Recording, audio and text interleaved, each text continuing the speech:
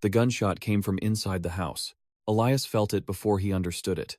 A violent crack that split the afternoon open, rattled the kitchen windows, and folded the air in his lungs like paper. For a second, he thought it was construction down the street, or a car backfiring, something distant and harmless. Then he saw the blood mist against the dining room light and realized the sound had come from his own hands. Clara was standing when it happened.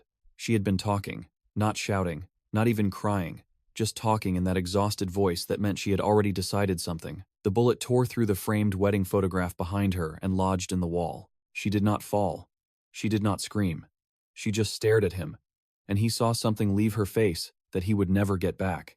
I didn't mean, he started, but the words sounded like a child's lie. The gun clattered to the floor. He had only taken it out to scare her. That was what he had told himself while unlocking the safe. He had only wanted her to stop packing. He had only wanted her to listen. Now there was a hole in the wall and another one forming in whatever remained of them. Clara looked at the bullet mark behind her, then back at him. "You missed," she said, her voice low and steady. "Or you didn't." Elias opened his mouth again, but nothing came out. He could still feel the recoil in his palm. He could still hear the echo in his skull. He wanted to say that it slipped, that he never aimed at her, that he just wanted her to understand what leaving would do to him. But he saw, in her eyes, that she already understood. That was the problem. "You were never going to shoot me," she continued. "You just wanted me to think you could." He took a step forward. She took one back. That single step felt heavier than the gun had. "Clara, please." I lost control for a second. "No," she said. "You showed me exactly how much control you think you deserve." The siren in the distance was faint, or maybe imagined. Elias's ears were still ringing. The house smelled like gunpowder and coffee. It had been such a normal morning. He had made breakfast. She had folded laundry. They had circled the same argument they had been circling for months. His job, his drinking, the way he checked her phone when she showered. But today, she had brought out the suitcase. He had laughed when he saw it. A reflex. "You're not serious." She had not laughed back. Now, she walked to the hallway without looking at him.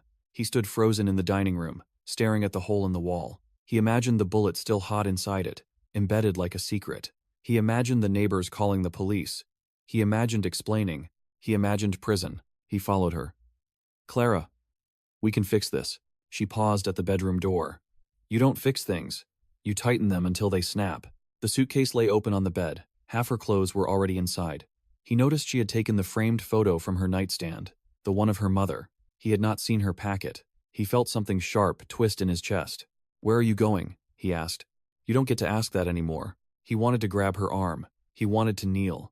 He wanted to smash his head against the wall, until the noise in his mind stopped. Instead, he leaned against the doorframe and whispered, "I can't survive this." She finally looked at him, and the pity in her eyes hurt more than the anger.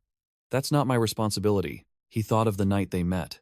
A bookstore cafe. She had been reading poetry. He had joked about how no one actually understood poetry. She had closed the book and asked him if he understood himself. He had laughed then too. Now she zipped the suitcase. The sound was louder than the gunshot. "I'll stay at Mara's," she said. "For now." "For now?" He clung to the words. "For now means I don't know," she replied.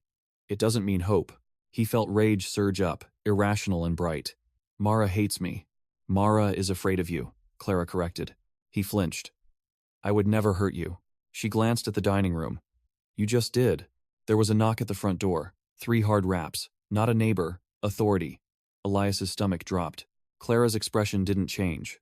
"I called them." The words landed like a second bullet. "You what?" "I heard the shot too, Elias." He felt the room tilt. "You're ruining everything." She laughed, and it was a broken sound. "Everything is already ruined." The knock came again, louder. "Police! Open the door!" Elias stared at her, searching for hesitation, for regret. He found none. He saw a woman who had already stepped outside their life and was watching it burn from a safe distance. He walked to the door on legs that felt borrowed. He opened it. 2 officers stood there, hands near their belts, eyes scanning. He tried to smile. "There was an accident," he said. "Sir, we received a report of a firearm discharge." Behind him, Clara's voice was clear. He fired a gun inside the house. The officer's posture shifted. One stepped forward. "Sir, is there a weapon on the premises?" Elias nodded slowly. "It's on the dining room floor." They entered. One officer retrieved the gun with gloved hands. The other asked Clara if she was injured. She said no. She said he missed. "He wasn't aiming at me," Elias insisted. I just… Step outside, sir. He obeyed. The air outside was cool. Neighbors were peeking through curtains. He felt exposed, dissected. Have you been drinking? The officer asked. No. It was true. That almost made it worse. Why did you discharge the weapon? He looked back through the doorway. He could see Clara in the hallway, standing straight, answering questions calmly. She wasn't crying. She wasn't hysterical. She was composed. He hated that composure. I wanted her to stop leaving, he said quietly. The officer's expression hardened. That's not a valid reason to fire a gun. Elias almost laughed. I know that. They questioned him for what felt like hours, but was probably minutes. Eventually they decided not to arrest him. No one was hurt. No prior record. They issued a warning, confiscated the firearm, suggested counseling. When they left, the house felt hollow. Clara carried her suitcase past him. This is what you do, she said. You create disasters and then act shocked that there are consequences. I didn't hit you, he whispered. You didn't need to. She stepped outside. He followed her to the porch. Clara, if you go now, that's it. She paused. It was already it. He watched her walk to her car. He waited for her to look back. She didn't. The engine started. The car reversed. The street swallowed her. He stood there long after she was gone. The house behind him felt like a crime scene. He imagined the bullet hole growing larger, cracking through the wall, splitting the structure in half. Inside, the silence pressed against him. He walked to the dining room and touched the wall. His fingers found the rough edge of plaster around the hole. He pushed his thumb into it until it hurt. He hadn't meant to shoot. He had meant to scare. That was different, wasn't it? He went to the bedroom. Her side of the closet was empty. He opened drawers she had left behind, as if she might be hiding in them. He found a note on the dresser. It was short. I can't live like this. I don't know who you are anymore. He read it 3 times. The words did not change. That night he did not sleep. He sat on the couch and replayed the moment of the trigger. The split second when he could have lowered the gun. The way her eyes widened, not in fear, but in recognition, as if she had been waiting for proof. At 3 a.m., he called her. It went to voicemail. He hung up without speaking. At 3:07, he called again. Same result. At 3:15, he sent a message. Please come home. No reply. By morning, his chest felt caved in. He went to work anyway. He needed normalcy. The office buzzed with fluorescent indifference. No one knew he had fired a gun at his wife. No one knew she had left. His coworker Daniel asked if he wanted coffee. Elias nodded. He stared at the screen in front of him and saw only Clara's back as she walked away. You look like hell, Daniel said. I didn't sleep. Fight? Elias hesitated. Something like that. Daniel leaned back. Women leave when they're done. They don't bluff. Elias's jaw tightened. She'll come back, Daniel shrugged. Maybe. But not if you push. Push. The word felt accusatory. When Elias returned home that evening, the house was unchanged but felt altered, like a body without a pulse. He walked through each room, half expecting her to be there, folding laundry, pretending nothing happened. He stopped at the dining room wall. The hole stared back at him. He imagined filling it, spackling over it, painting, erasing the evidence. He imagined her returning and never mentioning it again. They could rebuild. They could pretend the shot had been a dream. His phone buzzed. A message from Clara. I'm safe. Don't come here. Safe. The word burned. I would never hurt you, he typed back. 3 dots appeared, then disappeared. He felt something unravel inside him. If she was afraid, then he was the villain. He didn't feel like a villain. He felt desperate, abandoned, cornered. He drove to Mara's apartment anyway. He told himself he just wanted to see her, to talk calmly, to show he wasn't unstable. The drive felt longer than usual. Every red light seemed intentional. He parked across the street. The lights were on in Mara's living room. He saw shadows moving behind the curtains. He imagined Clara inside, telling her version of the story. He imagined himself reduced to a headline. Man fires gun to stop wife from leaving. He got out of the car. Halfway across the street, his phone rang. Clara's name flashed on the screen. Go home, she said immediately. He stopped walking. I just want to talk. You're outside. It wasn't a question. He looked at the window. The curtain shifted slightly. I had to make sure you were okay. I told you I was safe. He swallowed. I need to see you. No, she said. You need control. The words hit harder than any accusation. I'm not trying to control you. You brought a gun into a conversation, Elias. He ran a hand through his hair. It wasn't about you. It's always about me. Or what you think I owe you. He felt anger spike again. After everything I've done for us? There was a long silence. When she spoke again, her voice was tired. That's exactly what I mean. A light turned on in another apartment. He suddenly felt exposed, ridiculous. Go home, she repeated. If you stay there, I'm calling the police again. He closed his eyes. The memory of officers at his door flashed in his mind. I love you, he said. She inhaled sharply, as if the words cost her something. I know. The line went dead. He stood in the street for another minute, staring at the building. Then, he walked back to his car. On the drive home, he realized something cold and terrifying. He had not been trying to scare her into staying. He had been trying to prove that she couldn't leave without consequences. That realization sat in his chest like a stone. He didn't want to be that man, but he already was. When he returned to the house, he found the front door slightly ajar. His heart lurched. He stepped inside cautiously. Clara? No answer. The living room was, as he left it. The dining room, the kitchen. Then he noticed the bedroom closet. The rest of her clothes were gone. She had come back while he was out. She had taken everything. On the dresser, the note was gone too. In its place was something else. A single sheet of paper, court letterhead, temporary restraining order. His hands trembled as he read it. He was to stay at least 200 meters away from her. No contact. No visits. No messages. He sank onto the bed. She hadn't just left. She had drawn a line. And he had given her the ink. The paper shook in his hands like it was alive. Like it was trying to crawl away from him. And for a few seconds he kept rereading the same sentence because his brain refused to make it real. He was used to Clara leaving arguments unfinished, used to slam doors and long silences. But not this. Not an official distance measured in meters. Not a deadline stamped in black. He stared at the word restrained and felt himself reduced to an object that needed to be managed. He tried to call her anyway because his body moved before his mind could stop it. The phone rang once, then cut to voicemail, and he imagined the call log as another piece of evidence. He hung up, opened his messages, saw their thread, and his thumbs hovered like guilty animals.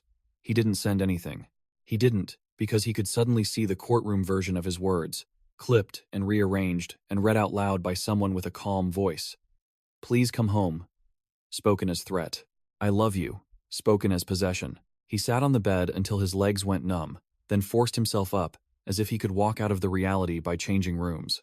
He went to the kitchen, opened the fridge, closed it, opened it again. He did not know what hunger felt like anymore. He drank water straight from the tap, hands braced on the sink, and watched his own reflection in the window above it.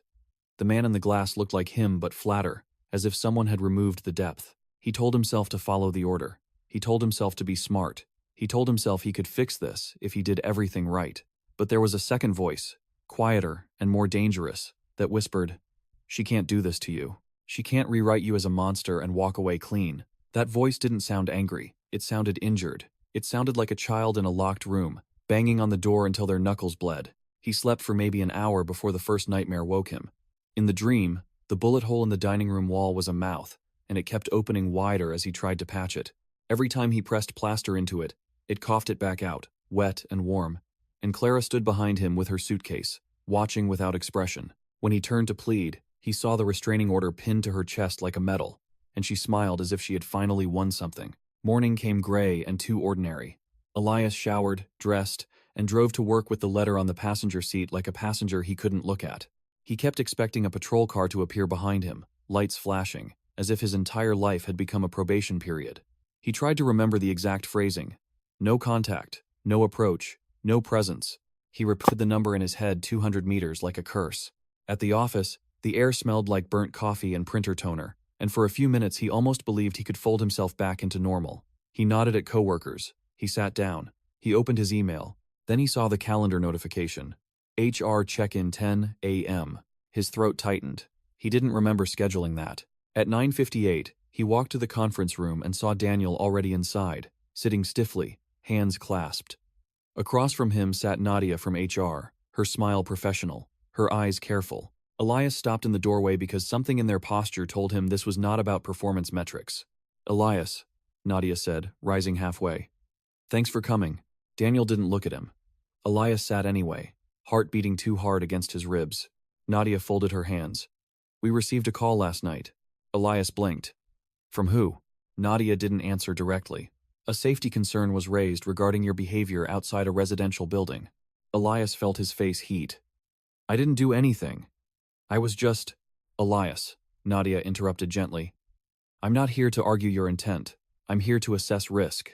The caller reported you were outside the building for several minutes and that you have recently discharged a firearm in your home. Daniel finally looked up, and the pity in his eyes was worse than suspicion.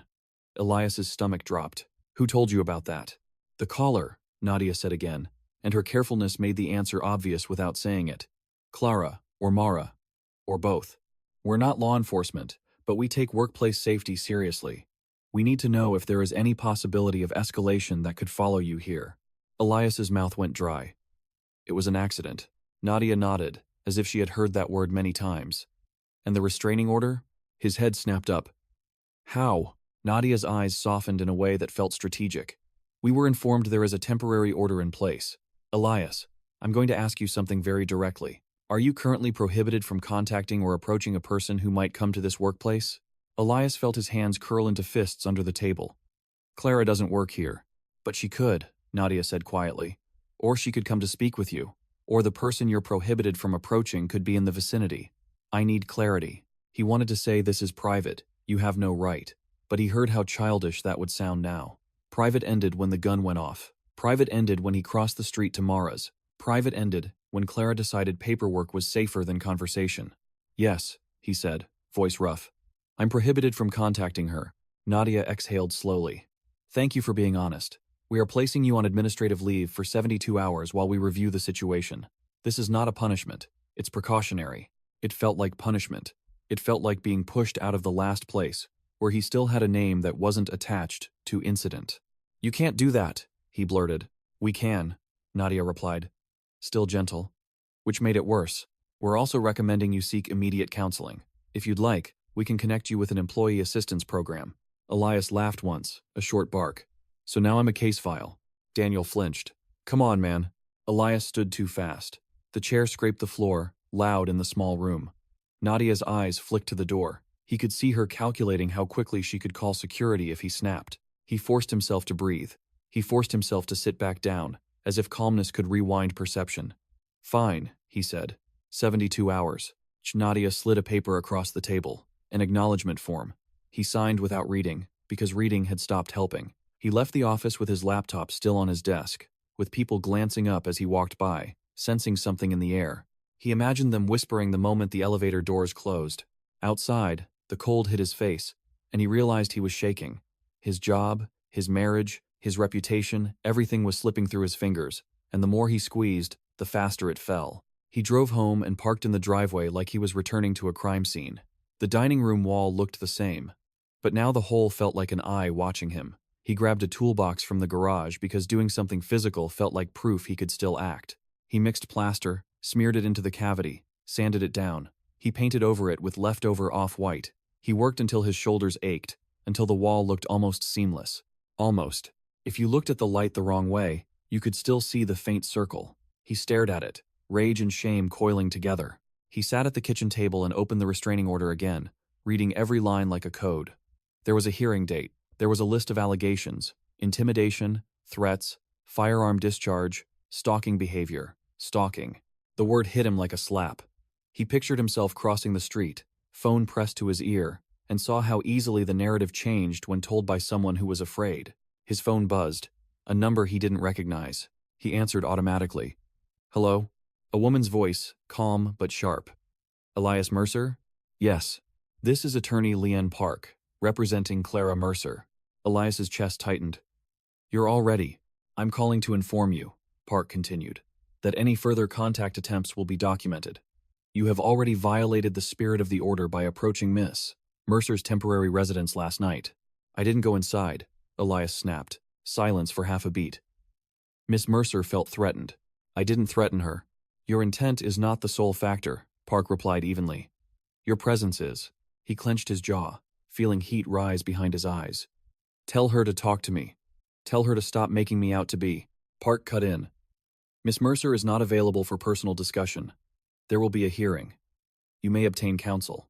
In the meantime, you will not contact her, Mara, or any mutual associates as an indirect path. Do you understand? The way she listed Mara, like a protected asset, made Elias feel sick. Mutual associates? What does that mean? It means you will not use friends or family to relay messages, Park said. If you need to communicate about property, division, or logistics, you will do so through counsel. Elias laughed bitterly.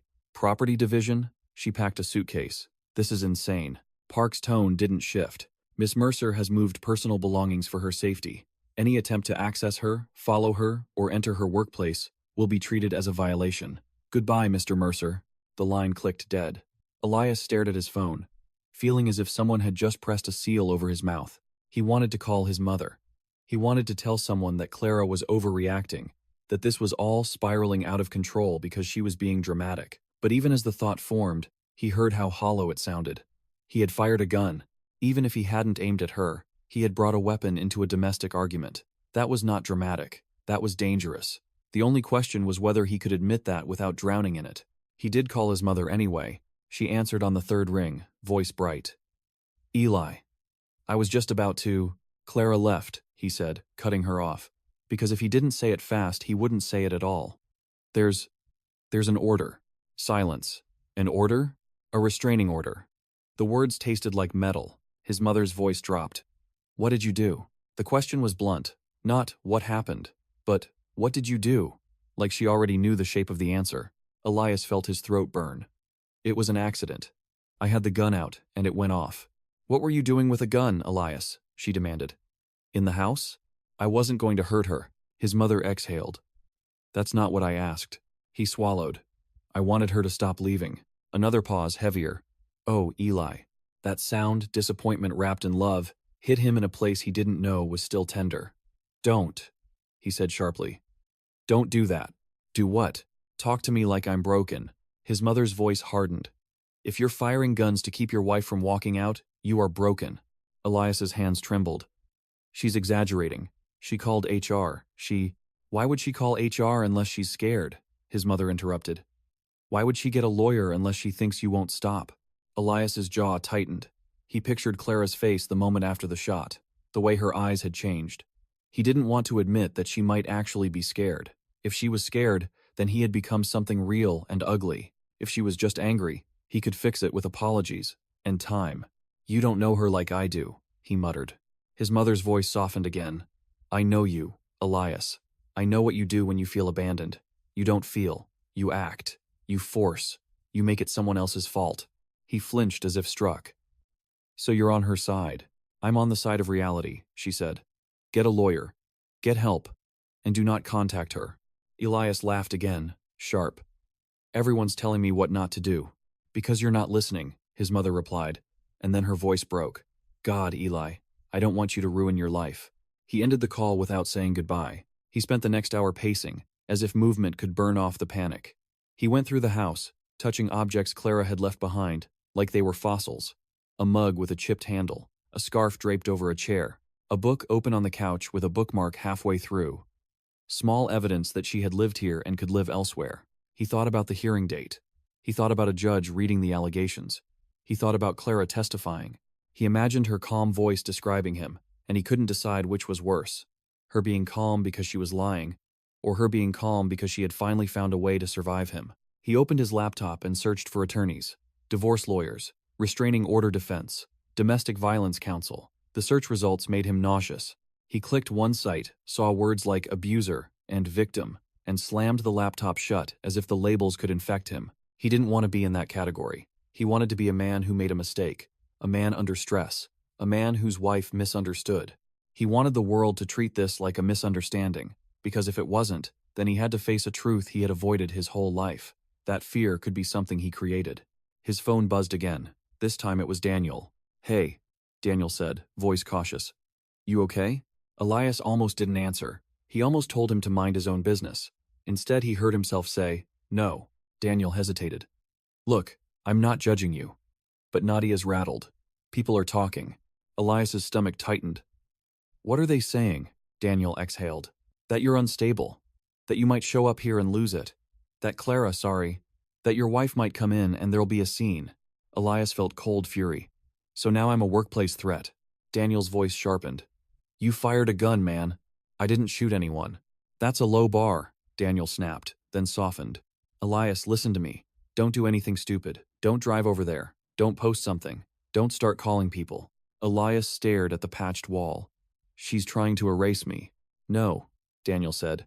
She's trying to survive you. That sentence landed hard because it echoed his mother's. Elias felt his throat tighten. Daniel continued, quieter. I'm your friend, but I can't be your messenger. HR told us not to get involved, so you're calling to warn me you can't help. I'm calling to keep you from making it worse, Daniel replied. Get a lawyer. And maybe check yourself in somewhere. Not like a hospital, but counseling.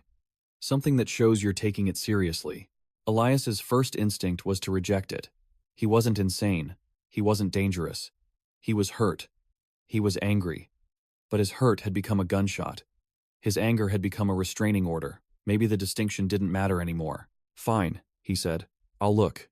Good, Daniel whispered, relief audible. Just don't be alone with this. After the call, Elias sat at the kitchen table and stared at his hands. These hands had held Clara's face, had washed dishes, had typed reports, had pulled a trigger. They looked the same. That was the terrifying part. You could do something irreversible and still have ordinary hands. He forced himself to call a counseling center. The receptionist's voice was warm and practiced.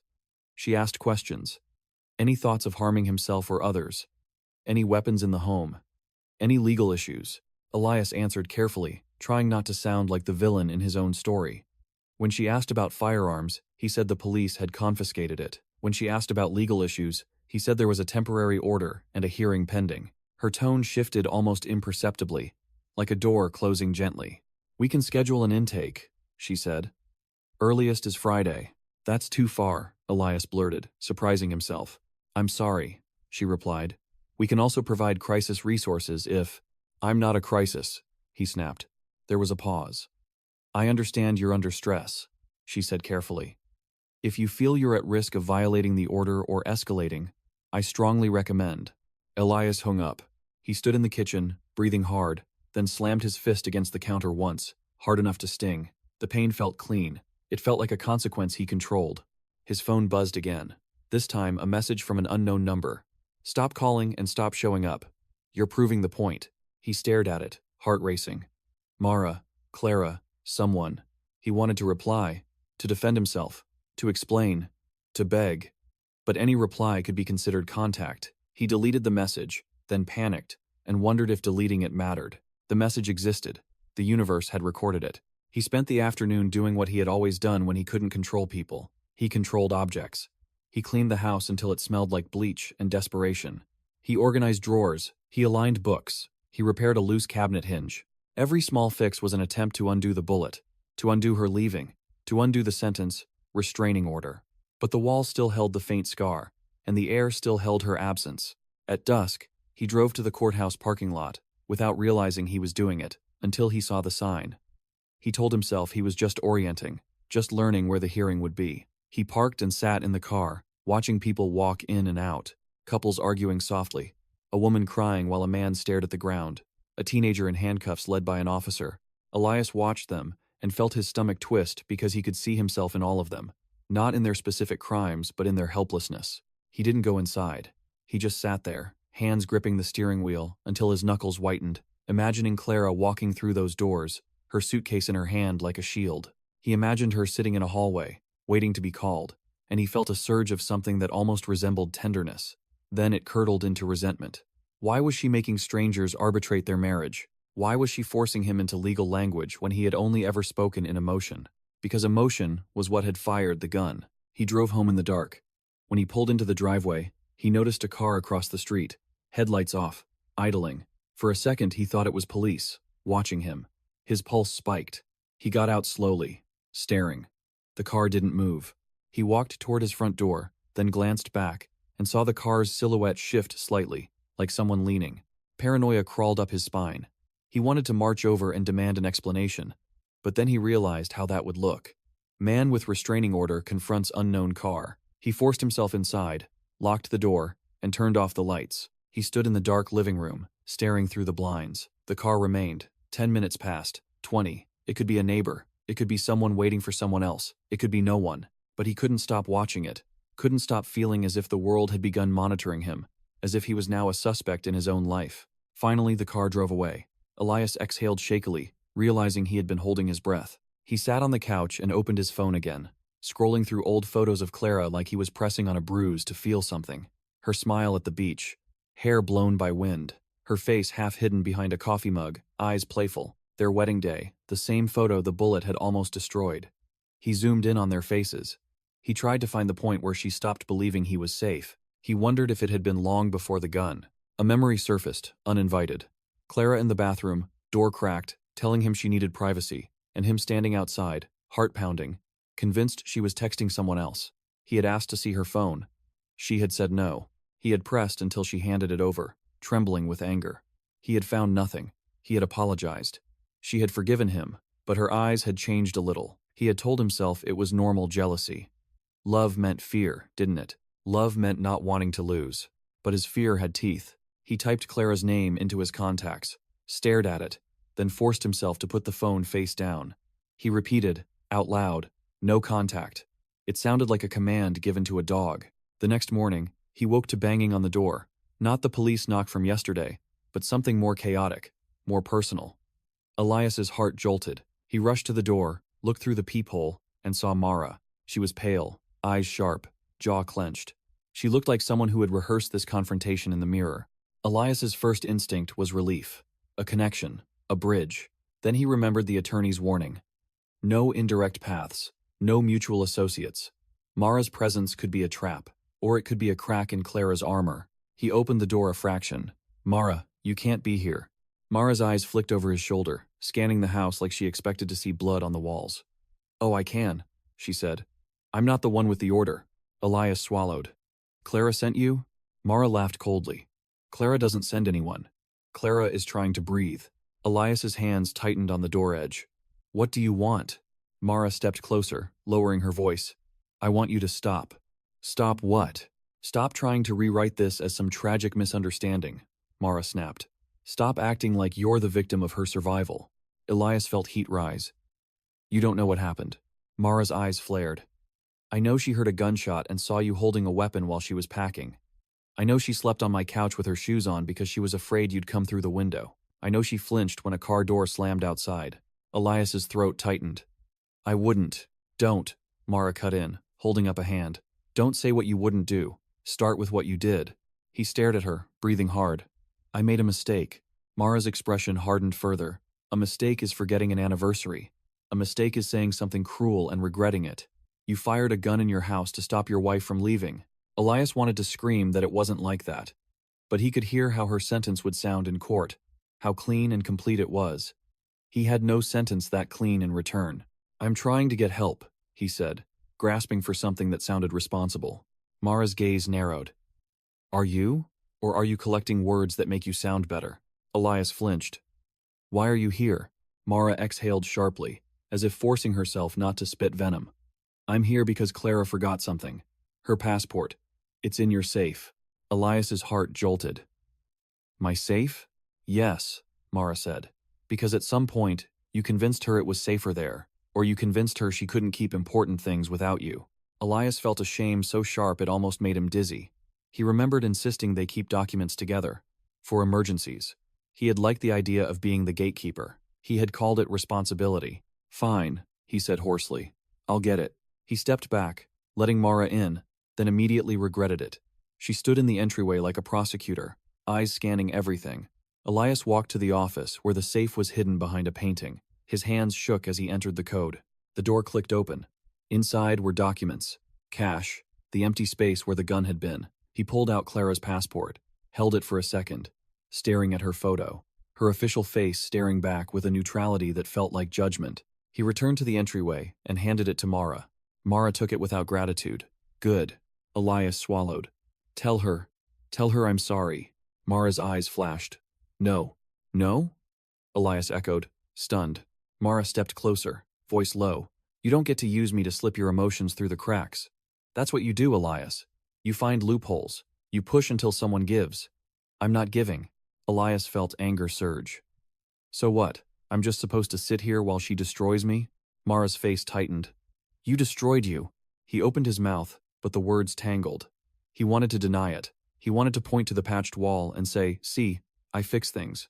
But fixing a wall wasn't fixing a person's fear. Mara moved toward the door. Elias followed, desperate. Mara, please, just tell me she's okay. Mara paused at the threshold. Her expression softened just a fraction, enough to show she wasn't purely cruel.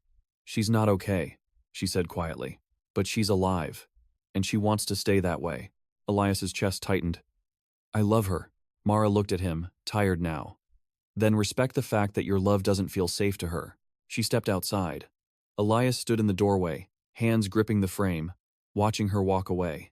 He wanted to run after her, to grab the passport back as leverage, to demand a conversation.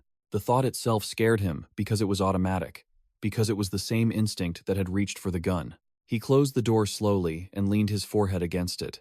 The house was quiet again, but now it felt contaminated. Mara had walked through it like an inspector, and he could almost hear her thoughts echoing off the walls. He's worse than he thinks. He went back to the office, stared at the open safe, and realized how empty it looked without the gun. The empty slot felt like a missing tooth, a gap you couldn't stop touching with your tongue. He felt both relief and loss. The gun had been power. The gun had been proof. Now it was gone, and he was left with words and paper and distance. He closed the safe and sat at the desk. He opened his laptop again, forced himself to search for attorneys, forced himself to click one and schedule a consultation. He filled out a form. Reason for consultation. Temporary restraining order hearing. His fingers hesitated over the text field labeled brief description. He typed, accidental discharge, marital dispute, no physical injury. He stared at the words, knowing how they sounded like minimization, knowing he was still trying to make it smaller. After he hit submit, he felt no relief. He felt trapped in a system where every action could be interpreted as manipulation. Even seeking counsel could look like strategy rather than remorse. His phone buzzed. Another unknown message. This one was just a photo. A picture of Clara's living room at Mara's apartment, shot from an angle that showed Clara's suitcase in the corner, a blanket on the couch, and Clara herself in the frame, sitting with her knees pulled up, looking toward the camera with exhausted eyes. In the photo, her face looked older, harder. Under the image, one line of text. This is what you did. Elias's throat closed. He stared at the photo until his vision blurred. The immediate urge was to reply, to defend himself, to say I didn't mean it, but the attorney's voice rang in his head. Documented. He pressed his palm over his mouth, like he could hold the panic inside. He didn't know who sent the message. Mara? Clara? Someone else. And that uncertainty felt like another layer of control slipping away. If Clara was sending it, it meant she wanted him to see her pain. If Mara was sending it, it meant she wanted him to feel guilt. If someone else had access, it meant his story was spreading beyond them. He set the phone down carefully, as if it might explode, and whispered to the empty room, I didn't mean to. The room didn't answer.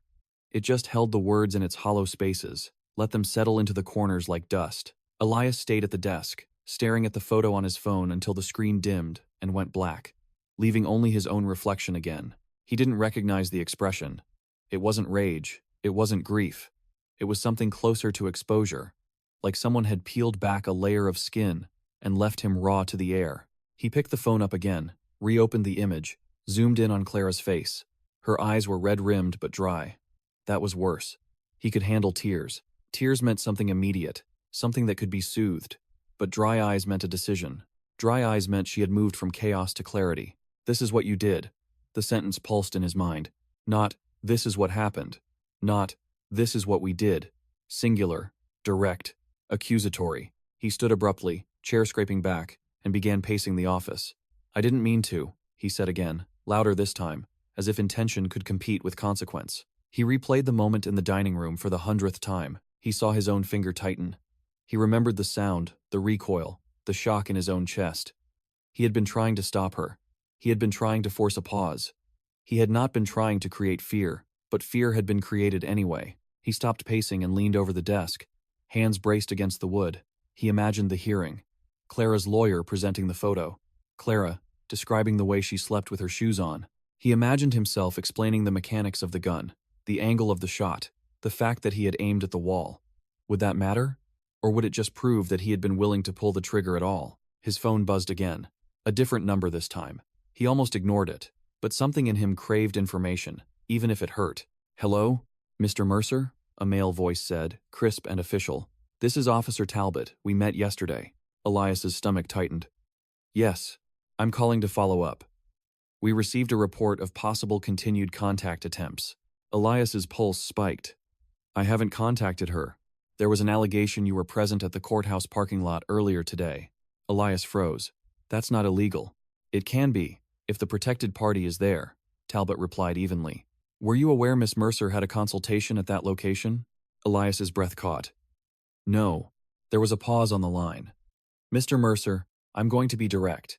You need to avoid any place she might reasonably be expected to appear. That includes the courthouse prior to the hearing. I didn't know she was there, Elias insisted, hearing the desperation in his own voice. Intent matters less than pattern, Talbot said. Right now, any proximity will be viewed through the lens of the order. Elias closed his eyes. The world was shrinking around him. Streets he could not drive. Buildings he could not enter. Numbers he could not call. I understand, he said finally, though he didn't fully. Good, Talbot replied, because if we receive another complaint, we may not be able to treat it as a warning. The call ended. Elias lowered the phone slowly.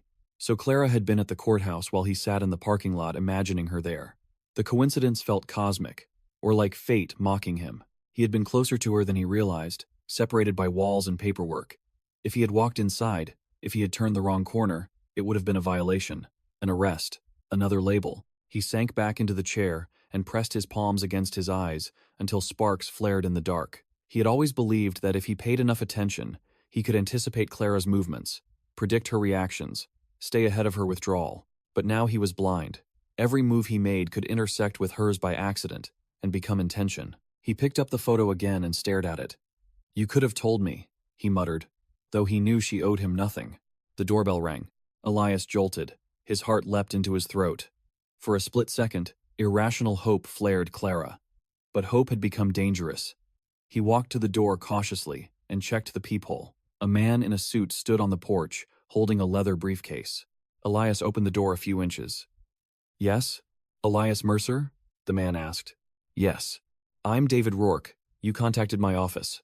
The attorney. Elias had almost forgotten in the flood of other calls. He opened the door fully and stepped aside. Right. Come in.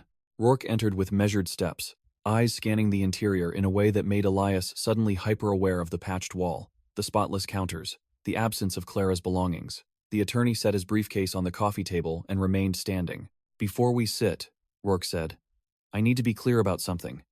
I represent you, not your marriage. My role is to protect your legal interests, not your emotional narrative. Elias nodded, throat tight. I understand. Rourke sat, opened his briefcase, and pulled out a yellow legal pad. Tell me what happened. Start with the firearm. Elias swallowed and began. He described the argument, the suitcase, the safe. He described taking the gun out, the intention to scare, the sudden discharge. He tried to keep his voice steady, factual, but as he spoke, he heard how thin the distinction sounded between intention and intimidation. Rourke wrote notes, occasionally glancing up. You admit you fired the weapon during an argument? Yes, but I wasn't aiming at her. Where were you aiming? The wall. Behind her. Rourke's pen paused. Behind her. Elias flinched. Not at her. Rourke nodded slowly. You understand how that will be framed. Elias's jaw tightened. Like I was threatening her. Like you were demonstrating lethal capability within inches of her body. Rourke corrected calmly. Which, legally, can constitute assault even without physical injury. Elias felt his stomach drop. Assault? Rourke held up a hand. I'm not saying you'll be charged. I'm saying the perception matters. The restraining order is temporary. At the hearing, the judge will decide whether to extend it. The standard is not, did you intend to kill? The standard is, did your behavior cause reasonable fear? Elias stared at the floor. She's exaggerating. Rourke leaned back. Do you have any prior incidents? No. Any documented threats? Text messages? Witnesses to prior arguments? Elias hesitated. We've argued. Everyone argues. That's not what I asked. Elias thought of the bathroom door, the phone, the raised voice, the time he punched the wall in the garage when she said she needed space. The dent still there, hidden behind shelves. I've never hit her, he said. Rourke's expression didn't change. That's not the only form of intimidation. The word settled heavily between them. Elias looked up sharply. I'm not an abuser. Rourke didn't react emotionally. Labels are not my concern. Outcomes are. If you want to contest the order, we need to demonstrate lack of ongoing threat. That means no contact, no proximity, no emotional outbursts. It also means you need to present as stable. I am stable, Elias snapped. then heard how defensive it sounded. Rourke raised an eyebrow slightly. You fired a gun in your home. Silence stretched. Elias ran a hand over his face. What do I do? You follow the order strictly, Rourke said. You enroll in counseling immediately. You document that enrollment. You avoid any place she might reasonably be, and you do not, under any circumstance, respond to provocations. Provocations? Elias repeated. If she or her associates send messages designed to elicit reaction, Rourke clarified. You do not reply. You do not retaliate. Elias thought of the photo. What if she's trying to make me look worse? Rourke's gaze sharpened. Are you doing anything that would look worse? Elias's mouth opened, then closed. No. Then focus on that, Rourke said. The court does not care about your heartbreak. It cares about risk. Risk. Elias had become a risk profile. Rourke closed his notebook. One more question. Do you believe she is in danger from you? The question hit him harder than any accusation so far. Elias's instinct was to say no, immediately, to reject the premise. But the image of Clara sleeping with her shoes on flickered in his mind, the way she flinched, according to Mara. I don't want to hurt her, he said slowly. That's not what I asked, Rourke replied quietly. Elias swallowed. I don't think I would hurt her. Rourke studied him for a long moment. Belief is not certainty. The room felt smaller. Rourke stood. I'll represent you at the hearing. Between now and then, you need to understand that every action is evidence. The narrative being built about you is one of escalation. Your job is to interrupt that pattern.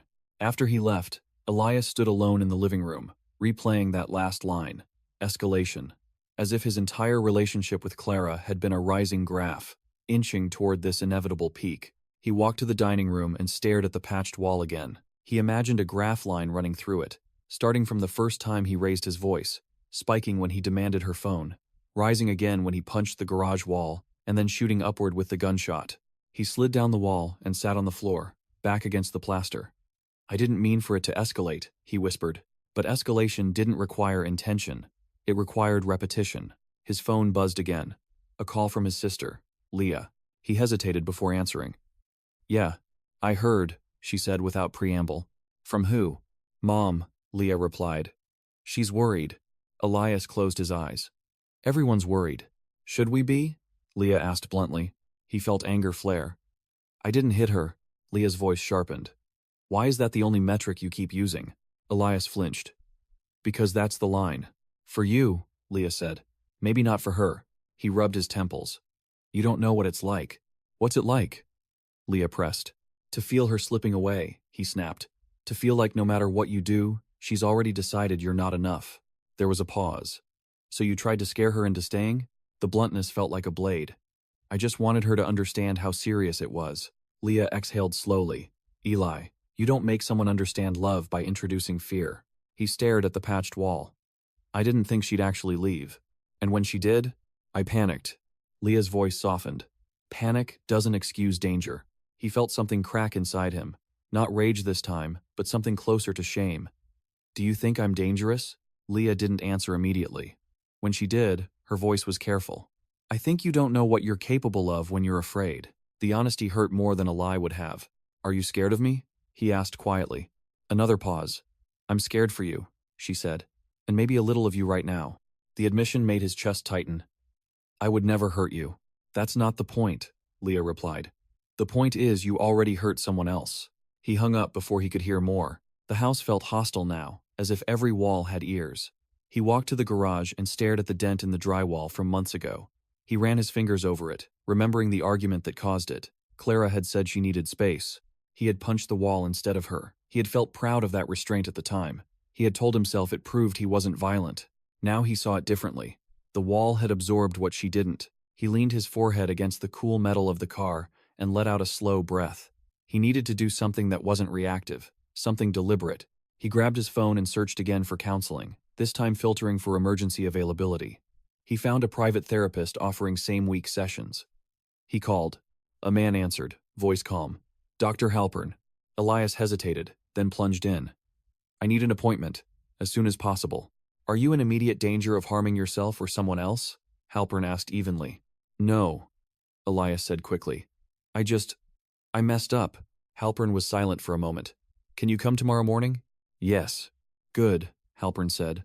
Bring whatever documentation you have. We'll start there. After the call, Elias felt a flicker of something that might have been relief.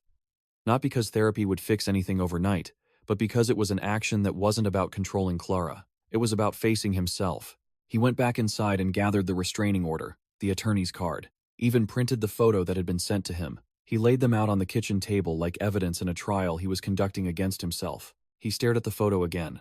Clara on the couch, knees pulled in, looking smaller than he had ever seen her. He traced the outline of her figure with his finger. "I never wanted you to be afraid of me," he whispered. But he had wanted her to be afraid of leaving. The distinction now felt grotesque. Night fell again, heavy and thick. Elias didn't turn on the lights immediately. He sat in the dimness, listening to the house settle. Every creak sounded like footsteps. Every passing car sounded like surveillance. He checked the locks twice, then a third time, not because he thought someone would break in, but because he felt exposed from the inside. His phone lit up with a notification from social media. He almost ignored it, but curiosity won. He opened the app and saw Clara's profile picture had changed. It was now a simple image of a horizon at sunset. No face, no trace of him. He clicked on her page. Relationship status: blank. His chest constricted. The erasure was quiet but deliberate. He typed her name into the search bar again, then forced himself to close the app. No contact, no monitoring. He was starting to see how easily monitoring slid into obsession. He lay down on the couch instead of the bed. The bedroom felt too intimate, too full of absence. He stared at the ceiling and let the day replay, in fragments. The attorney's measured tone, Mara's accusation, Leah's fear, the officer's warning. Every person he spoke to had reflected back a version of him he didn't want to see. He closed his eyes and imagined the hearing again. He imagined the judge asking, "Mr. Mercer, do you understand why she is afraid?" He imagined himself saying yes, but saying yes would mean admitting that his fear had become her fear, that his desperation had translated into threat. He rolled onto his side and pressed his face into the couch cushion. "I'm not a monster," he murmured into the fabric. The words sounded less convincing each time. He drifted into a shallow sleep and woke before dawn, heart racing from another dream. In this one, he was in the dining room again, but instead of Clara, it was his sister standing where the bullet hit, then his mother, then Mara. Each time he pulled the trigger, the gun clicked but didn't fire, and each time the woman in front of him flinched anyway. He sat up, sweating. The hearing was still days away. Therapy was tomorrow. The house was silent. Clara was somewhere else, building a version of her life that did not include him. He stood, walked to the dining room, and pressed his palm flat against the patched wall. "Tell me who I am," he whispered, as if the plaster could answer. It didn't. The silence stayed absolute, like the house refused to participate in his self-trial. Elias pulled his hand away and stared at his palm, half expecting to see powder burn or blood, some physical proof that he could point to and say, "This is why I'm like this." But the skin was intact. The ordinary cruelty of that being able to do something catastrophic and still look normal made him feel sick. He made coffee out of habit, then couldn't drink it.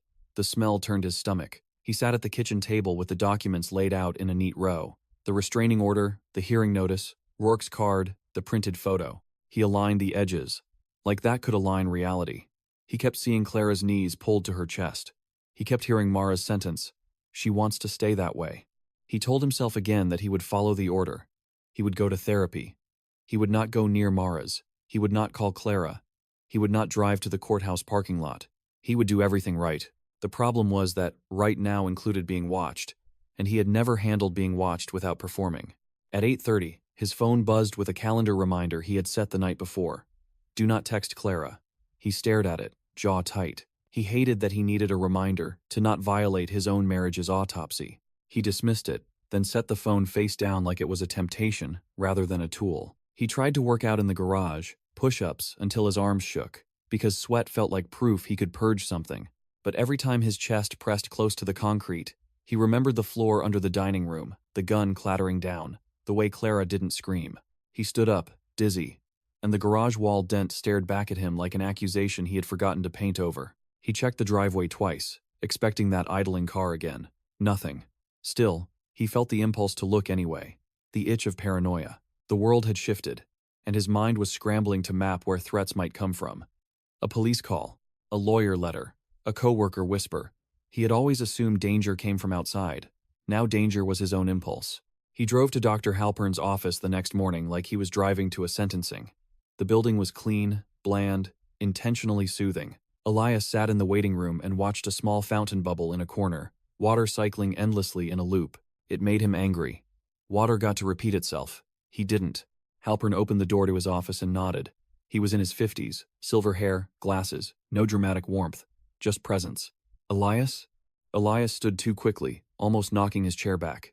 Yes. Come in, Halpern said. Take a seat. The office smelled faintly of citrus. Elias sat on the edge of the couch, documents clutched in his lap like armor.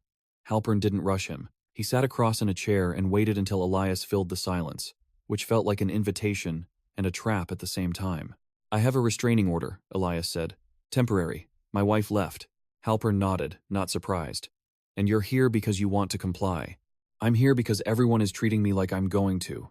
Like I'm dangerous. Elias snapped, then immediately felt ashamed at the heat in his voice. I'm not. Halpern's gaze held steady. Tell me what happened. Elias spoke in bursts, as if the story was a series of jolts rather than a line. He described the suitcase, the safe, the trigger. He minimized and corrected himself in the same breath. I wasn't aiming at her, he insisted, then heard himself add. I was aiming behind her. Halpern didn't flinch. When you say you wanted to scare her, what did you want the fear to do? Elias stared. Stop her. Stop her from leaving, Halpern clarified. Yes. Elias's voice dropped. I wanted a pause. A reset. Halpern tilted his head slightly. And if she paused, what would you have done? Elias opened his mouth, then realized he didn't know. He had imagined her dropping the suitcase. He had imagined her crying, saying she couldn't leave him, saying she needed him too. He had imagined the fear converting into reassurance. He hadn't imagined what he would do if she paused and still didn't choose him. I would have talked, Elias said, and even he heard how hollow it sounded. Halpern leaned back. What happens to you when someone leaves a conversation? Elias's jaw tightened. They don't get to. Halpern's eyes sharpened, not with judgment, but with focus. That sounded automatic. Elias swallowed. I don't like being ignored. Describe it, Halpern said. Elias stared at the fountain in his mind. It feels like being erased. Halpern nodded once, as if that word mattered. So you try to stop the erasure. I try to stop them from acting like I'm nothing, Elias replied, voice rising again. I try to make them look at me, to acknowledge me. Halpern's voice stayed low. And when acknowledgement doesn't come, you escalate. Elias flinched. I don't. Halpern held up a hand, gentle but firm. I'm not accusing. I'm mapping. You punched a wall. You checked her phone. You showed up at her friend's building. You discharged a firearm. These are behaviors on a slope. The slope matters. Elias's throat tightened. So what am I supposed to do with that? Slow it down, Halpern said. Interrupt the cycle before it becomes action. Elias let out a bitter laugh. That's easy to say when you're not the one being abandoned. Halpern didn't take the bait. Tell me about your childhood. Elias's shoulders tensed immediately. I don't want to do that. Halpern nodded. That's also automatic. Elias's hands curled. I came here for strategy. For compliance. Not for origin, Halpern finished. But origin shapes strategy. If you don't understand what abandonment activates in you, you will keep reacting. Elias looked down at his documents, the printed photo. He slid it across the coffee table toward Halpern with 2 fingers, like offering evidence. She sent this, Elias said. Or someone did. Halpern glanced at it and then looked back at Elias. What did you feel when you saw it? Elias's voice cracked slightly. Like I broke something that can't be repaired. Halpern nodded slowly. And what did you want to do with that feeling? Elias swallowed hard. Make her see I'm not that. Make her come back. Halpern's eyes stayed steady. So your impulse is to fix the feeling by changing her behavior, not by tolerating your pain. Elias felt anger spark again because it sounded too true. If she came back, there wouldn't be pain. Halpern leaned forward a little. Pain doesn't disappear because the other person returns. It just gets postponed until the next time they want space. Elias stared at him. The sentence felt like a door closing. He hated that it sounded like fate. Halpern continued. Right now, your legal constraints are also therapeutic constraints. No contact means you have to sit with your own emotion. That is the work. Elias's jaw clenched. And if I can't? Then you will violate the order, Halpern said bluntly. And the system will punish you. And she will feel validated in her fear. Elias's chest tightened. So you're saying I'm trapped? Halpern shook his head. I'm saying you have a choice between self-restraint and external restraint. One is painful but private. The other is painful and public. Elias stared at the floor. I can't stand being the villain. Halpern's voice softened. Then don't act like one. The simplicity stung. Halpern gave him a plan, concrete and humiliating. A list of triggers, a list of replacement actions. When the urge to contact Clara rose, he would write the message on paper and put it in a folder labeled "Not Sent." When the urge to drive somewhere she might be appeared, he would call a crisis line or a friend who wasn't connected to her and say only, "I'm having the urge." When the rage rose, he would do cold water grounding, step outside, breathe until the body calmed. Elias listened, nodded, resisted. It all sounded like treating himself like an animal, but maybe that was the point. His instincts had gotten them here. Now he needed something else. As he left, Halpern said, "You will want to turn this into performance. Don't. The goal isn't to look stable. The goal is to become stable enough that you don't scare people." Elias drove home, gripping the steering wheel so hard his fingers ached. He felt exposed, not because Halpern had seen through him, but because Halpern had described him in a way Elias couldn't dismiss as exaggeration. A slope, a pattern, a cycle. Words that made his story less romantic and more clinical. That afternoon, Rourke called. "We need to talk about the evidence," he said. Elias's stomach tightened. "What evidence?" "There's a supplemental statement," Rourke replied. "From Miss Mercer." Elias's throat went dry. "She filed more?" "Yes," Rourke said. "She claims there were prior incidents of intimidation, not physical assault, but behavior that caused fear." Elias's mind flashed to the bathroom door, the phone, the garage wall. He could picture each memory as a separate slide, now being arranged into a narrative. He heard Mara's voice again. "Start with what you did." "What does she say?" Elias asked, voice tight. Rourke's tone remained measured. "She says you threatened self-harm in past arguments." Elias felt a jolt of cold. "I didn't.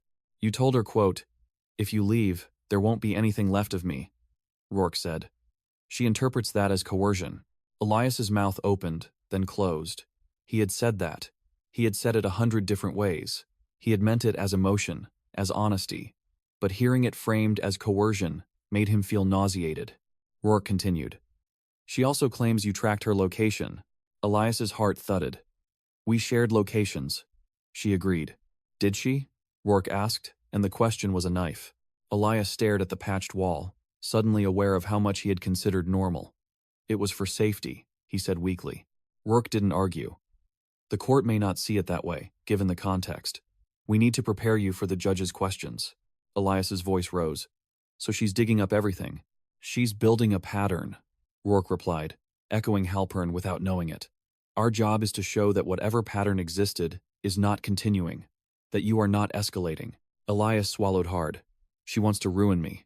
Rourke's voice sharpened slightly. "She wants to protect herself. Those are not mutually exclusive outcomes."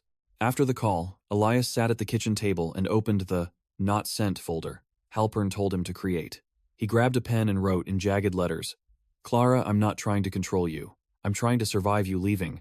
Please." He stared at the paper and felt the ugliness in it. Survive you leaving. It made her leaving sound like an attack. It made her autonomy sound like violence against him. He crumpled the paper, then forced himself to smooth it back out and place it in the folder, because Halpern had said, "Don't perform. Don't erase your impulses. Contain them." Containment felt like suffocation. That evening, Daniel called again. "Just checking in," he said, and his voice sounded too casual to be true. Elias hesitated. "Why?" Daniel exhaled. "Because someone in the office got an email."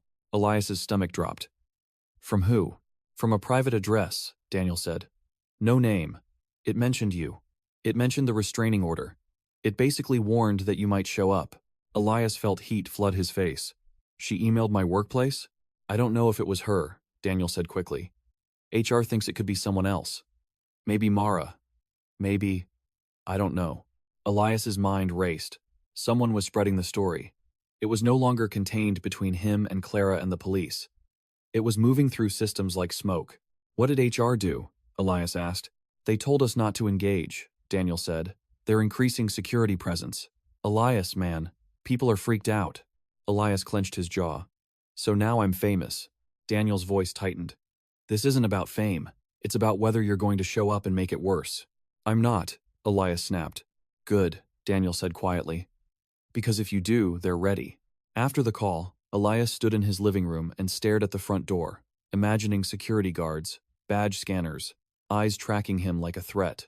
The humiliation was choking. He had always taken pride in being competent, reliable, the one who held things together. Now, he was the reason for additional locks. His phone buzzed with a new notification, a friend request on social media, a profile he didn't recognize. No mutual friends. The name was generic. The profile picture was blank. He didn't accept. But he clicked. He shouldn't have, but he did. There were no posts, no photos, just an empty shell. His stomach twisted. He could almost feel someone watching him through it. He blocked the account, then felt ridiculous, blocking a ghost.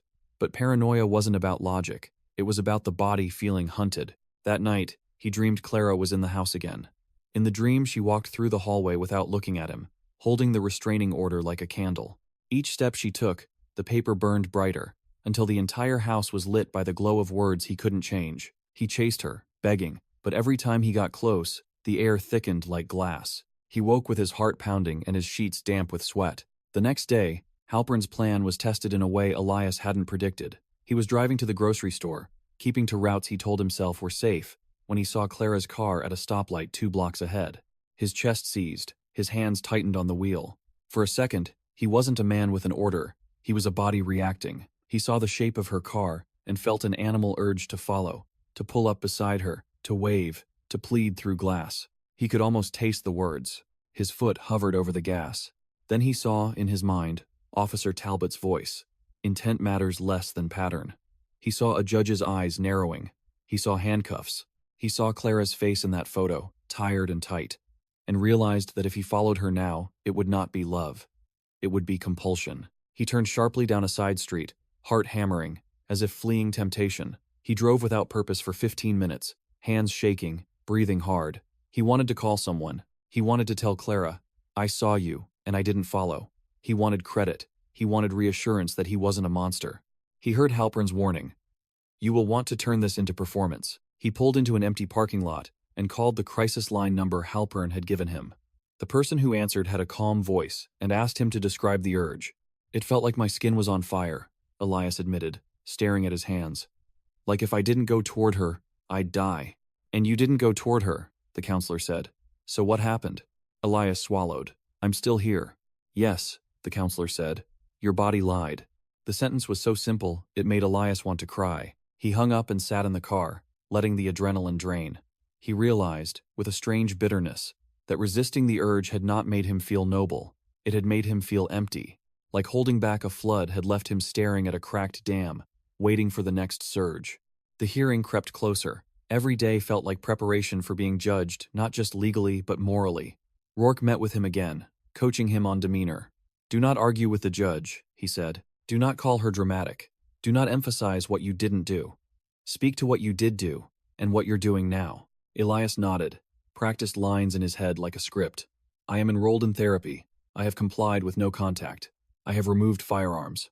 I understand her fear." Saying "I understand her fear" tasted like swallowing glass, because understanding felt like accepting blame, and accepting blame felt like becoming the villain permanently. On the eve of the hearing, another message arrived from an unknown number. This time it wasn't a photo. It was a single sentence. "If you think therapy makes you safe, you're still not listening." Elias stared at the screen, pulse spiking. He deleted it, then dug it out of the deleted folder, and took a screenshot, then panicked and wondered if that was documenting provocations or engaging. He turned the phone off entirely and threw it onto the couch like it had bitten him. He stood in the kitchen shaking. His mind raced in circles. Who was sending these? Clara? Mara? Someone at work? Someone who thought they were helping? The uncertainty was poison. It made him want to solve, to investigate, to reach out. And reaching out was exactly what would feed the narrative of him as relentless. He grabbed a pen and wrote another letter in the not sent folder. "Whoever you are, stop. You're making it worse." He stared at it and realized the irony. He was writing to a ghost, trying to control an anonymous voice. The pattern didn't require Clara. It lived in him. In the morning, he put on a suit he hadn't worn in months. The fabric felt wrong, too tight at the shoulders, like a costume of respectability. He drove to the courthouse using a route Rourke had chosen to avoid any area Clara might be near, as if she were a storm system. Rourke met him at the entrance. "Remember," he said quietly, "your job is to be boring. Elias nodded, jaw clenched. Boring. Safe. Non-reactive. Inside, the hallway smelled like old paper and anxiety. Elias sat on a bench outside the courtroom, hands clasped, trying not to bounce his leg. He watched other people wait. A man with a bruised cheek, a woman clutching documents, a teenager with red eyes. Every face looked like someone waiting for a verdict on their identity. Then Elias saw Clara. She stepped into the hallway from the far end, accompanied by Attorney Park. Clara's hair was pulled back tightly. She wore a simple dark coat. Her face was calm, but her eyes were guarded, scanning the space. When her gaze landed on Elias, she froze for half a second, then looked away as if he were a stranger. Elias's chest seized. He wanted to stand. He wanted to say her name. He wanted to run to her and apologize in a voice that would finally be perfect enough to undo everything. His hands clenched until his nails bit his palms. Rourke leaned in close and whispered, "Don't move." Elias forced himself to stay seated, back straight, hands still. He felt like he was holding a wild animal inside his ribs. Clara sat on a bench across the hall, not looking at him. Park spoke to her quietly, and Clara nodded without expression. The distance between them felt bigger than the hallway. It felt like a continent. The courtroom door opened, and a clerk called names. Mercer. Elias stood slowly. Clara stood too. For a second, they were both upright, parallel, like two lines that would never meet again. As they entered the courtroom, Elias caught a glimpse of Clara's hands. They were clasped tightly, knuckles pale. She was holding herself together. The sight made something inside him twist. He had always believed he was the one holding them together. Now, he saw she had been doing it alone. They took their places. The judge entered. Everyone rose. Elias's heart hammered. This was the point where stories became rulings, where private chaos became public record. The judge looked down at the file, then at Elias, then at Clara. "We are here on a petition for a protective order," the judge said, voice neutral. "Miss Mercer, you are requesting an extension beyond the temporary order." Clara's voice was steady when she answered, "Yes, Your Honor." Elias stared at her profile, the curve of her cheek, the set of her jaw. She looked like someone who had practiced being calm in the face of terror. The judge turned to Elias. "Mr. Mercer, you understand the allegations?" Elias swallowed. "Yes. And you are represented by counsel?" Rourke stood. "Yes, Your Honor." The judge nodded. "We will proceed." Elias felt his world narrow to the sound of the judge's voice and Clara's breathing.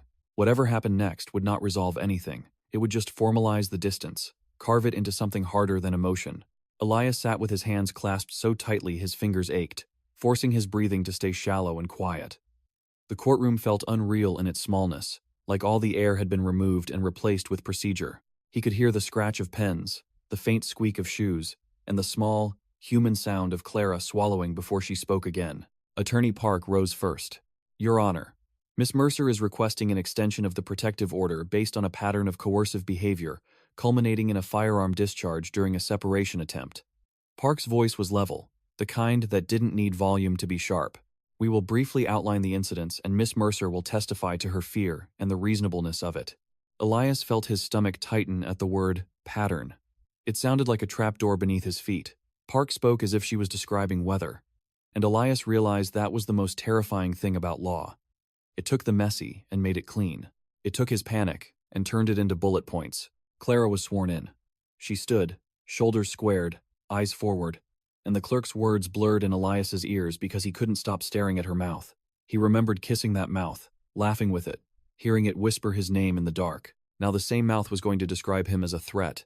"Miss Mercer," Park began, "can you tell the court what happened on the day you left the marital home?" Clara inhaled, controlled. "I told Elias I was leaving," she said. "Not forever, but I needed space. I had been asking for space for months." Elias flinched at the word months. He had always told himself it was recent, sudden, unfair. Months meant he had been ignoring signals for a long time. Park continued. "How did he respond?" Clara's hands tightened around each other. "He laughed at first. Then he followed me. He kept asking where I was going, who I was going to. He kept blocking the doorway. I tried to pack quickly." Elias's mouth went dry. He remembered standing in that doorway. He remembered telling himself he wasn't blocking, just being there. But he could see, from this angle, how being there could become a wall. "And then?" Park asked. Clara's gaze flicked once toward Elias and away. "He brought a gun into the room," she said, and her voice stayed steady, but a slight tremor entered the edges. "He pointed it toward the wall behind me. He said he just wanted me to listen. The gun went off. The word off felt like a mercy, a softening, and it still sliced. Elias's chest tightened as if the sound were happening again. What did you feel in that moment? Park asked. Clara's voice dropped. I felt like I could die in that house, she said. Not because I thought he wanted to kill me. Because I realized he wanted me to be afraid enough to stay. Elias's throat closed. It was exactly the distinction he had tried to cling to, and she was using it as the proof. He wasn't absolved by not wanting to kill her. He was condemned by wanting fear. Park nodded. After the gun discharged, what did you do? I called the police, Clara said. I didn't want to. I kept thinking if I called, it would turn into something bigger. But I also knew if I didn't call, I might not leave. Elias stared at the floor. He could hear the judge's pen moving. He could feel Rourke's stillness beside him, like a warning to not react. Park asked, were there other incidents before that day that contributed to your fear? Clara's jaw tightened. Yes, she said. He would check my phone. He would insist we shared locations. He would get angry if I didn't respond quickly. If I tried to end an argument, he would follow me from room to room. He punched a wall once. He didn't hit me, but he wanted me to see what he could do. Elias's eyes snapped up involuntarily, and Clara's gaze flickered again, fast, like she felt him move. He wanted to say, I never touched you. He wanted to say you agreed to location sharing. He wanted to say, I punched the wall because I didn't punch you. But every defense sounded like confession dressed up as logic. Park asked, did you ever feel free to leave the relationship without consequences? Clara swallowed. No, she said. He would say things like, if you leave, there won't be anything left of me. He would say he couldn't survive it. I felt responsible for keeping him stable, and it made me smaller. I stopped telling friends the truth because I didn't want them to hate him. Elias's stomach twisted. He remembered those words. He remembered believing they were romantic honesty. Hearing them in court, they sounded like a rope. Park finished. Why are you asking for the order to be extended? Clara's voice tightened for the first time. Because he doesn't stop when he feels desperate, she said. Because I've seen the slope, and I'm afraid the next time he panics, it will be worse. That was it. That was the sentence that framed him as future danger. Elias felt his heart hammer, his mouth dry, his vision slightly blurred. He wanted to stand and say, I'm in therapy. I didn't follow you at the stoplight. I'm trying. But trying didn't erase what she had lived. Rourke rose to cross-examine. His tone was respectful, measured. Miss Mercer, I'm sorry you experienced fear, he began. And Elias hated the phrasing because it sounded like sympathy while still protecting him. I have a few clarifying questions. You stated you and Mr. Mercer shared location access. Did you ever ask him to stop sharing locations? Clara's eyes narrowed slightly. I mentioned it, she said. He said it was for safety.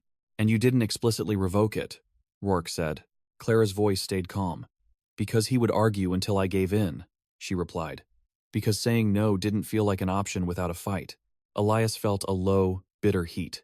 Even her compliance was being framed as coercion. There was no safe defense.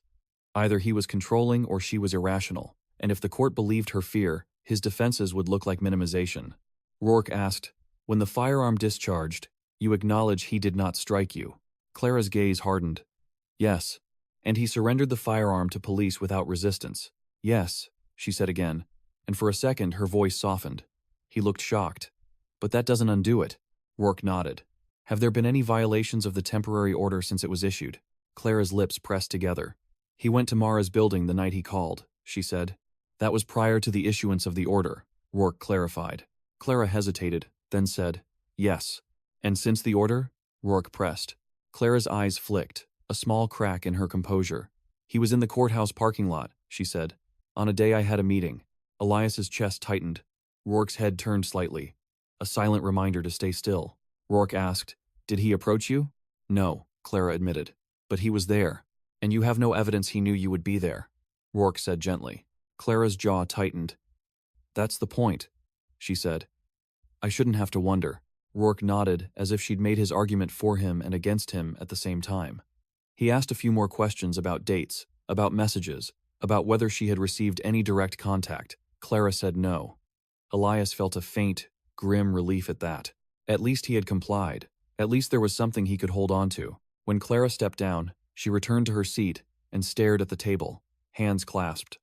Elias wanted to see her face, to see if there was any regret, any softness. He got none. Her calm was an armor he could no longer penetrate. Rourke called Elias to testify. Elias stood, knees slightly weak. He walked to the witness stand and sat. He swore to tell the truth, and he felt a strange panic because he didn't know which truth mattered. The one inside him or the one visible to others. He looked at the judge and saw neutrality. He looked at Clara and saw distance. Rourke began. Mr. Mercer, tell the court what happened the day of the firearm discharge. Elias inhaled slowly, remembering Halpern's advice. Boring. Factual. We were arguing, he said. Clara was packing. I panicked. I took the gun out. I shouldn't have. I fired it. It went into the wall. I did not intend to harm her. Park stood. Objection, narrative. The judge nodded. Answer the question. Keep it concise. Elias's throat tightened. I fired the gun during an argument, he said. It was wrong. Rourke asked. Why did you take the gun out? Elias hesitated. The truth was ugly. Any lie would be obvious. He felt Clara's presence like a weight.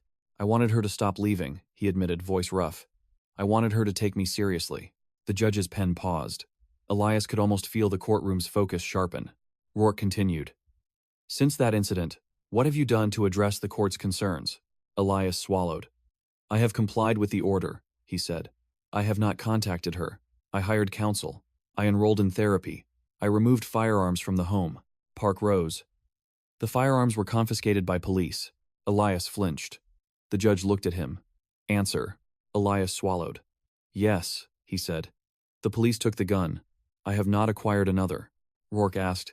Do you understand why Miss Mercer is afraid? Elias felt his chest constrict. He wanted to say she's exaggerating. He wanted to say she's punishing me. But he saw Clara's hands again, knuckles pale, and the photo on Mara's couch. He heard Halpern's voice.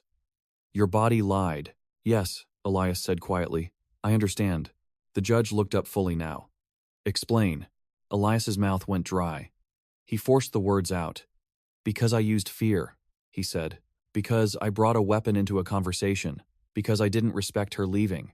Because I made my feelings her responsibility. He heard a small sound from somewhere behind him, like a breath sucked in. Maybe Clara. Maybe someone else. He didn't look. He kept his eyes on the judge. Park began cross-examination. Mr. Mercer, you state you did not intend to harm her, yet you aimed behind her. Elias's hands clenched. I aimed at the wall, he said. I wasn't thinking. Exactly, Park replied, voice sharpened. You weren't thinking. Miss Mercer is asking the court to consider the risk when you are not thinking. Elias swallowed hard. Park continued. You also showed up at Miss Mercer's friend's residence the night she left. Yes, Elias admitted. Before the order. And you went to the courthouse parking lot on the day Miss Mercer had a consultation. I didn't know she was there, Elias said. Park's gaze was steady. Do you understand that, I didn't know, is part of what terrifies her? Elias opened his mouth, then closed it. He couldn't argue with that without sounding worse. Park asked, Have you ever told Miss Mercer you couldn't survive if she left? Elias's throat tightened. Yes, he said. I said it. I was emotional. Park nodded. Did you understand how that could function as coercion? Elias stared at the table. Not then, he admitted. I do now, Park asked. Is it true you demanded to see her phone? Elias's jaw tightened. Yes. More than once? Elias swallowed. Yes. And when she refused? I argued, Elias said, voice lower. And did you follow her when she tried to end arguments? Elias hesitated. Sometimes, he admitted. I thought we needed to finish. Park's voice remained calm. Did she agree? Elias's hands tightened. No, he said. Park nodded once, satisfied, then stepped back. No further questions. Elias returned to his seat, as if walking through water. The judge reviewed the file, looked at both parties, and spoke with the cold clarity of someone who had seen too many versions of this story. Miss Mercer, the judge said, the evidence supports that you experienced reasonable fear. The court also notes, Mr. Mercer has complied with the temporary order to date and has initiated therapy. That is positive, but compliance is not proof of safety over time. The judge's gaze shifted to Elias. Mr. Mercer, the purpose of this order is not to punish you. It is to protect Miss Mercer. While you address your behavior. Elias's stomach sank as the judge continued. The protective order is extended for 1 year. No contact. Maintain distance as specified. Any violation will be treated seriously.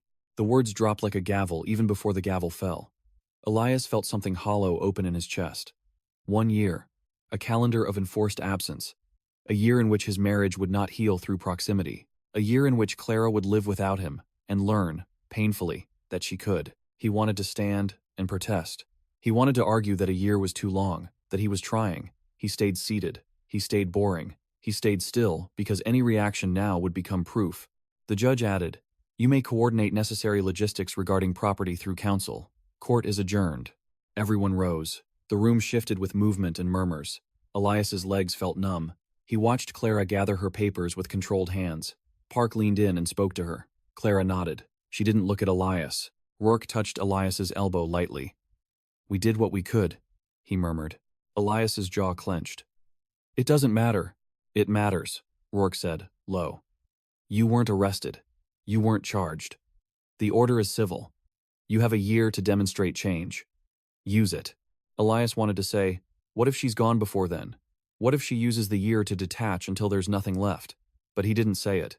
He just nodded, because words were useless now. In the hallway, Clara walked ahead, her coat moving like a dark line through the crowd. Elias followed at a distance he measured obsessively, not because he wanted to follow her, but because he needed to exit the building and his body didn't know which direction to go without drifting toward her. At the courthouse doors, Clara paused. For a fraction of a second, she turned her head just enough that Elias saw her profile. Her eyes were fixed on something outside, not on him. Still, the movement felt like a crack in the wall. Elias's throat tightened. He didn't speak. He didn't step closer. He watched her walk into daylight and toward Park's car. Rourke guided Elias toward the opposite exit. "Go home," he said, "and don't go to the parking lot. Let them leave." Elias nodded mechanically and walked out into the cold air on shaking legs. The world outside was painfully normal. Cars passed. People laughed near the steps. Someone carried a coffee cup. Elias felt like he had walked out of a room where his life had been labeled and stamped. He drove home and sat in the driveway with the engine off, hands still on the wheel. The house stared back at him. The patched wall waited inside. He couldn't bring himself to go in immediately. He felt like entering would mean accepting that this was where he would be alone. His phone buzzed once, and he jolted, then remembered he had turned it on again. The notification was from Rourke. "Do not attempt contact. I will send logistics to Park." Elias exhaled slowly. He stepped out of the car and walked into the house. The silence met him, thick and familiar. He went to the dining room and stared at the patch. In daylight, you could still see it. It would never be invisible. It would always exist at the edge of perception, like a bruise under makeup. He sat at the table and opened the not sent folder. He pulled out the crumpled paper from earlier. "Please." He stared at his own handwriting and felt disgust and longing mixed. He wanted to tear it up. He wanted to keep it like a relic. He did neither. He placed it back and closed the folder. His phone buzzed again, and a chill ran through him. Unknown number. He hesitated, then deleted without opening. He didn't want to know. Knowing would tempt him to react. He needed to start practicing ignorance as a form of restraint. That evening, he went to therapy again. Halpern listened as Elias described the hearing, the judge's words, the 1-year extension. Elias expected Halpern to offer comfort or optimism. Halpern didn't. He nodded slowly and said, "You just experienced a consequence." Elias's jaw clenched. "It feels like she won." Halpern's eyes remained steady. "This isn't a game. It's a boundary." Elias's voice rose. "A boundary that erases me." Halpern leaned forward. "A boundary that protects her from you. The fact that you experience protection as erasure is part of what you have to examine." Elias swallowed hard. "So what now?" "Now you grieve without reaching," Halpern said. "Now you learn to tolerate the feeling of being left without turning it into action." Elias laughed bitterly. "For a year. For as long as it takes," Halpern corrected. "Your marriage may not survive. That is a consequence. Your life can still survive without turning into pursuit." Elias stared at the floor. "If she divorces me," Halpern's voice softened slightly, "she might. And if she does, you will still be responsible for who you become afterward." Elias felt something inside him twist, not into peace, but into a forced acknowledgement. He could not bargain his way out of this with remorse alone. He could not win Clara back by proving a point.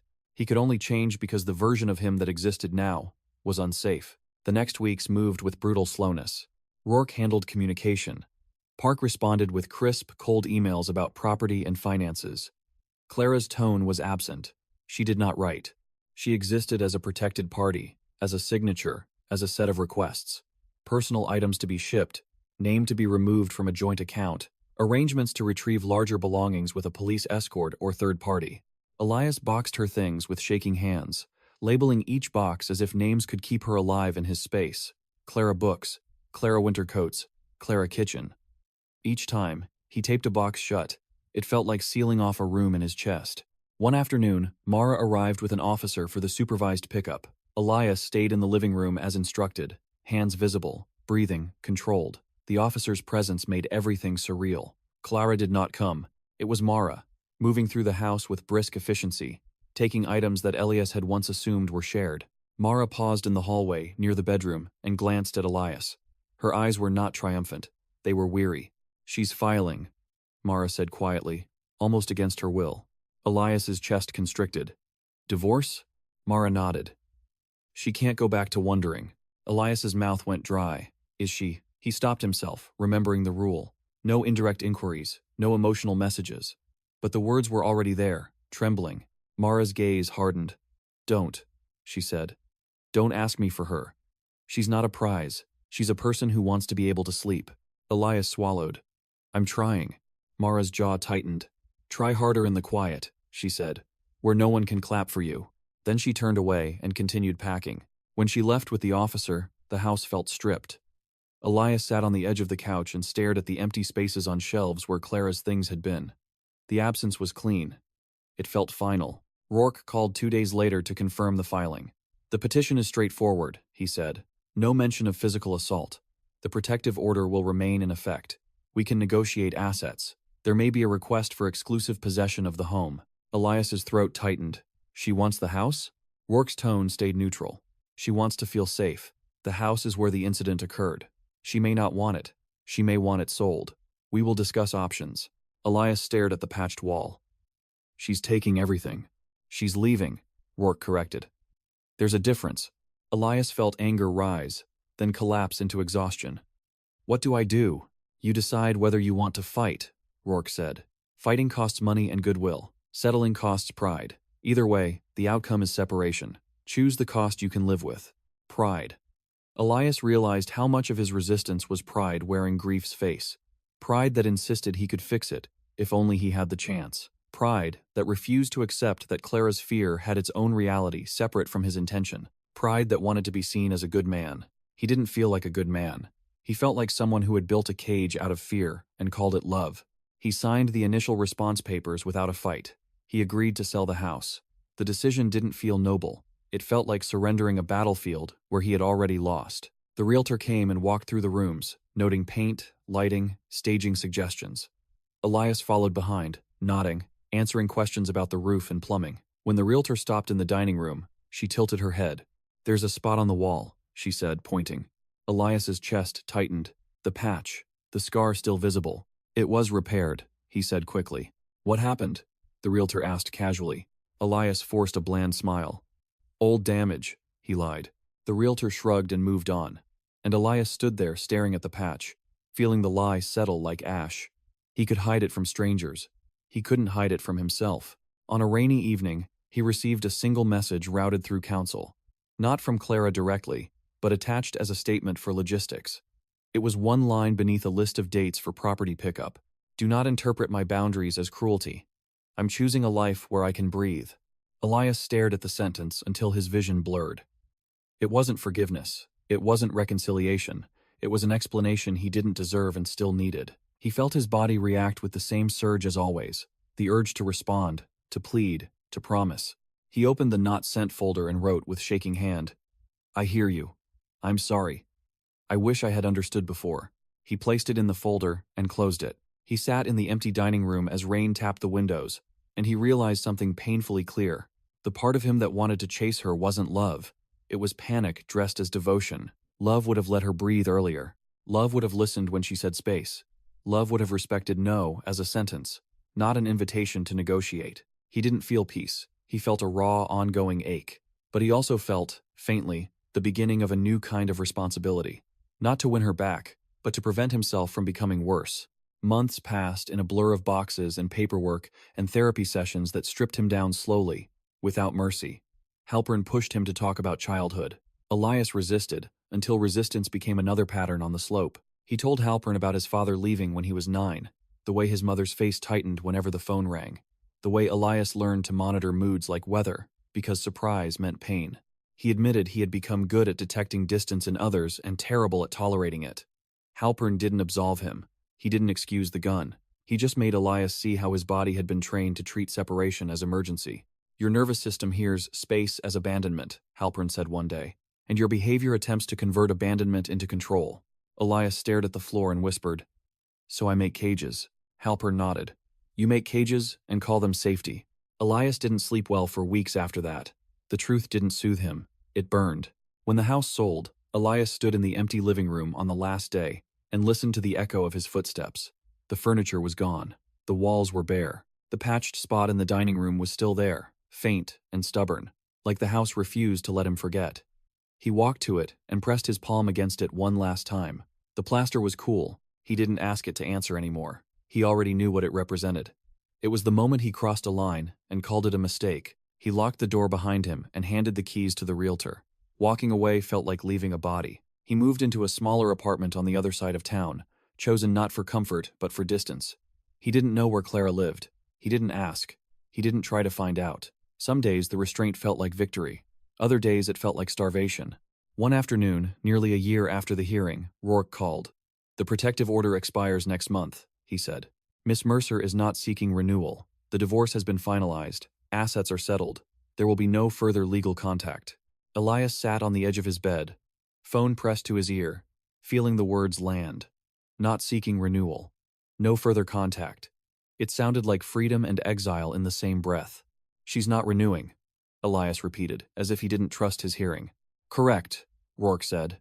"She indicated she feels sufficiently protected by distance and by closure.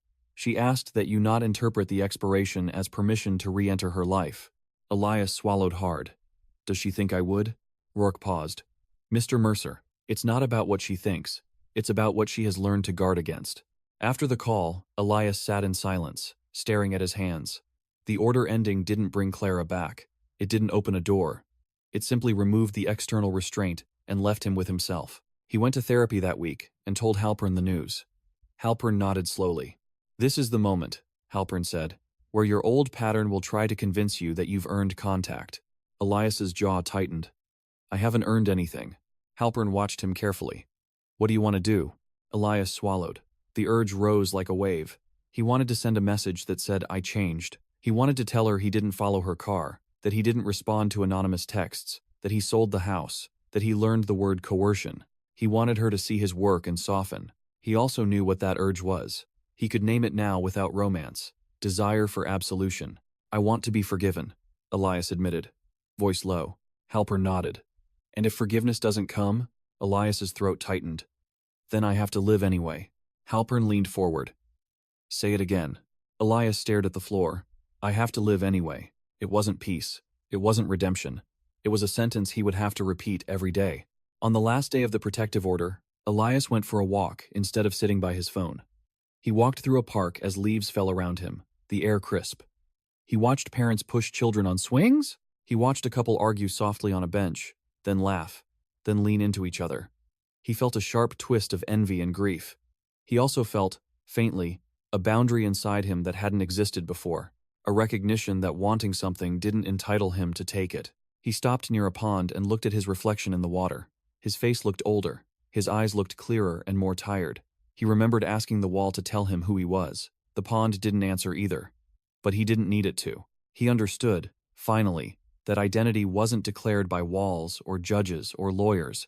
It was built by repeated choices, in the moments when fear tried to drive. He took his phone out and opened the Notes app. He typed a message as if to Clara, then stopped, then deleted it without saving it to the folder. Not as performance, not to prove stability, simply because the message was about him, not her. He put the phone away.